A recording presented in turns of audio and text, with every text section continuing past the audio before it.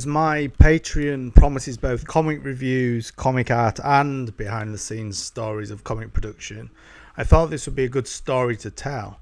I think it proves a cautionary tale for any of the creators trying to work with public domain content. A little background: Brain Boy was the creation of Herb Castle and the legendary Gil Kane in the 1960s. This was the only comic that Castle wrote, but of course one of many titles Kane drew over a period of 6 decades, including multiple DC and Marvel properties. Published by Dell Comics, Brain Boy was Matt Price, a young man with telepathic powers over others and telekinetic power over his own body, allowing him to levitate. To really speed through how I came into conflict with Dark Horse over this license, here's a summary. I bought a comic shop after the 90s industry implosion led to its original incarnation, Tarstar, going literally underground, residing in a cellar-stroke-junk shop run by the owner's father. I had fond memories of this shop as I bought my prized X-Men issue 94 here in the 80s when it was on Micklegate in York, England. I took the Tarstar name but turned it into Alt Star Comics, as that would mean I was first in any directories. I took most of it online, but with a few UK comic marts, eventually also publishing comics as Alt Star Comics. I decided I wanted to up my game for both publishing and retail, so I separated the retail into All Star Comics and had a new branding for the publishing, Black Ship Books. And for Black Ship, I was looking for some new titles and came across a number of creators who were looking to old public domain characters for their inspiration. I launched the comics with Weird Zombie Horror issue 1, having the idea clear on my Patreon of giving a voice to new writers like Mark Bertolini, but in the meantime I was developing other stories. Many of the public domain superheroes didn't appeal to me. When I juggled mentally the themes of Brain Boy and the possible updating of international politics for a darker sci-fi focus, this got me fairly excited initially.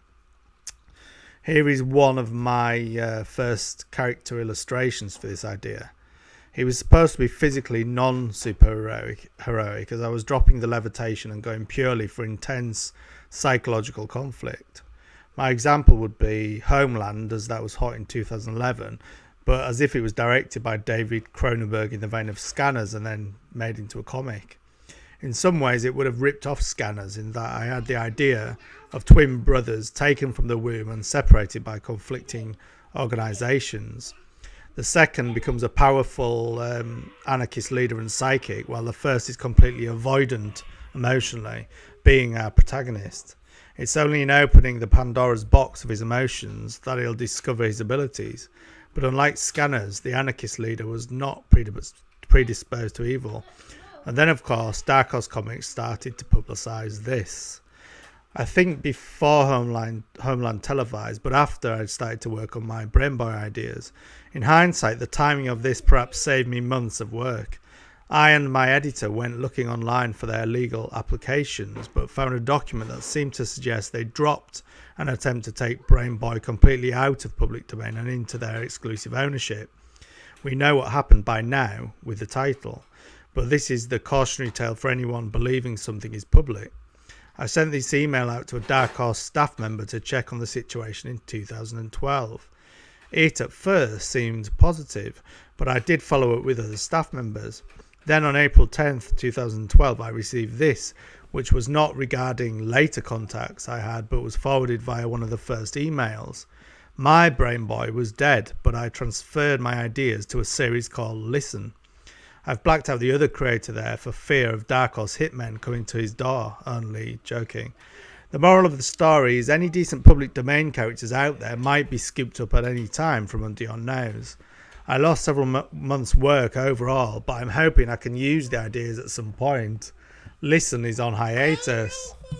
The latest news I could find on Brain Boy is that the Brain Boy Archives hardcover is one of hundreds of books Dark Horse decided to semi-liquidate in 2017. Otherwise, there was not much news on what they were going to do with the character beyond 2014. But don't expect to see my Listen series in comic shops anytime soon.